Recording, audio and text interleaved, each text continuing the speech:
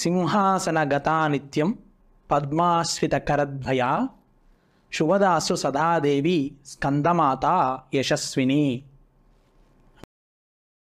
అమ్మవారి రూపము ఏ విధంగా ఉంటుంది? రెండు చేతుల లోపల పద్మాలను పట్టుకొని ఎడమ చేత్తో అభయహస్తం చూపిస్తూ కుడి చేత్తో 6 ముఖాలు కలిగిన సుబ్రహ్మణ్య స్వామిని రక్షణ చేస్తూ, ఇలా మీరు గమనించి చూడండి. మామూలుగా అయితే కుడి చేత్తో అభయహస్తం చూపిస్తూ ఉంటారు, కానీ ఇక్కడ అమ్మవారు ఎడమ చేత్తో అభయహస్తం చూపిస్తూ కుడి చేత్తో స్కందమాత అంటే సుబ్రహ్మణ్య స్వామి 6 ముఖాలు కలిగిన సుబ్రహ్మణ్య స్వామిని రక్షణగా పట్టుకుని ఉంటుంది. ఇక్కడ సుబ్రహ్మణ్య స్వామి ఎవరయ్యా అంటే సాక్షాత్తు మనమే అని ఇక్కడ అర్థం చేసుకోవాలి.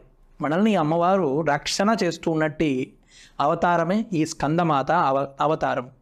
అమ్మవారు 2 చేతుల లోపల పద్మాలు, ఎడమ చేత్తో అభయహస్తం చూపిస్తూ కుడి చేత్తో తన పిల్లల్ని రక్షిస్తూ అందరికీ కూడా దర్శనమిస్తున్నట్టు అవతారం. శివభవాని నందనాయ దేవసైన్యనాయకాయ శ్రీవల్లినాథాయ పాహి మంగళం. శివభవాని నందనాయ దేవసైన్యనాయకాయ శ్రీవల్లినాథాయ పాహి మంగళం. దేవసేన ప్రియతమాయ దేవముని వందితాయ తిరుకుండ్రవాసాయ శుభద మంగళం.